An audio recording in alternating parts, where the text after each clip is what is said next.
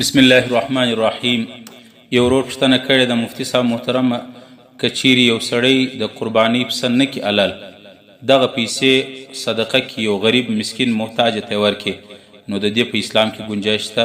پکار دی چې دغه شی جایز سي یا دا ولی؟ محترمه، د دې سوال جواب دا دی چې قرباني دا د الله رب العالمین یو حکم دی، او د قرباني جانور د الله په نامه باندې حلالول، د الله په نامه قربانول، دا یو نه چې د دې امت د آدم علیه السلام څخه واخله تر رسول الله پورې تمام انبیا علیهم السلام، تمام رسولانو او د هغه امتو ته د قرباني حکم الله تعالی قرآن کې هم ویلی دی چې موږ کړي. الله تعالی قرآن کې فرمایي لکل امت جعلنا منسکا هم ناسکوه، د هر امت ته مې الله تعالی وایي د قرباني حکم کړی و چې هغه به د الله په نامه باندې قرباني کوي. نو د قرباني حکم صرف دا نه چې د دې امت دی، بلکې د تمام امتو کې دا سلسله را روانه، او خاص کر رسول پاک علیه السلام ته الله رب العالمین د قرباني کولو حکم کړی. قرآن کې الله تعالی فرمایي نبی علیه السلام ته انا اعطیناک الکوثر، زما پیغمبره کوثر مې در کړی دی، ان اعطیناک الکوثر فصل لربک وانحر، د دې په بدله کې یو د الله د پاره عبادت او سجده وکړه، وانحر او قرباني وکړه. نحر وایي د دې ته چې حیوان او پسه د الله په نامه باندې حلال کړي. رسول الله ته او د رسول الله امت ته د قرباني حکم سوی. دغه روشن فکران چې ځان ته وایي یا لیبرل او جدید، هغه تعلیم یافته یا روشن فکر جدید مغربي تهذیب والا، هغه دا وایي چې یار دون حیوانان ضایع کولو څه بهتر دا دی چې د غریب او د مسکین په بل مد کې کومک و مدد وشي. که چیرې دغه خبره الله رب العالمین ته ضرور معلومه ده، الله ته دا معلومه ده چې د کم شي حکم الله کوي هغه شی بیا وجود او دغه تخلیق بیا زیات کړي. ته ګوره په هر کال باندې په لکو په کروڑو مسلمانان پسونه او حیوانان حلالوي، د هغه نسل هغه تعداد نه دی کم سوی، پسونه نه دی ختم سوی.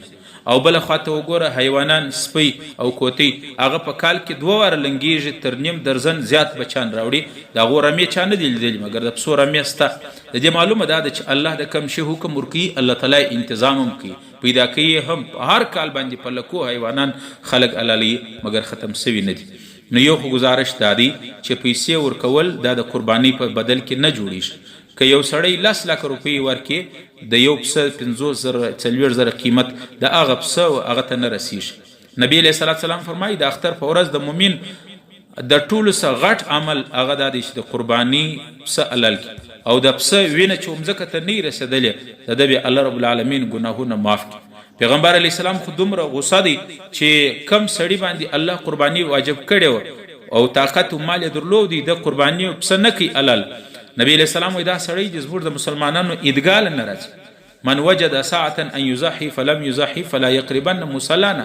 نبی علیہ السلام وایي څوک چې طاقت لري د قرباني پسه نه کوي حلال، دا د زموږ عیدګاه نه راځي، د مسلمانانو عیدګاه د قدم نږدې. پیغمبر علیه السلام ډېر سخت په غوسه دی او په خپله پیغمبر علیه السلام کړي. 10 کاله په مدینه کې نبی علیه السلام تیر کړل قرباني کول. او یو روایت کې راځي چې په یو موقع باندې آخري حجۃ المودودہ په موقع باندې پیغمبر علیه السلام 100 اوښان حلال کړل، په هغه کې یو د خپل اهل و عیال د طرفه خپل ځان او هغه 99 د امت لپاره حلال کړل. امت کې اوس دومره بې حیثیت ده چې یو د نبی علیه السلام پر نامه خلاصه کې خپل قرباني وایي، دا که نه کو حلال نو څه پروا لري، که قرباني نه وکړو نو څه مسله لري. نو قرباني دا د الله یو حکم دی، د پیغمبر علیه السلام سنت دی او په دې کې اجر دی، او د دنیا چې هر څومره سرمایه ورکړي د قرباني بدل نشي کېدلی. بلکې که چیرې داسې خبره سي بیا خو نو دین خلق نه کوي، د پیسو هغه به کوي.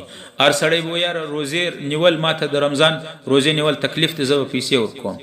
یو سړی به وایي زه تبلیغ کې نه سم ته یو څه پیسې به ورکم. یو سړی وایي زه تلاوت نه سم کولی څه پیسې به ورکم. یو سړی وایي یاره ماجت له نه سم تللی، یخ دی یا ګرمي ده، هلته جومات باندې لمونځ نه سم کولی یا د هغې ګرسه لمونځ نه سم کولی، د دې څه پیسې به ورکم.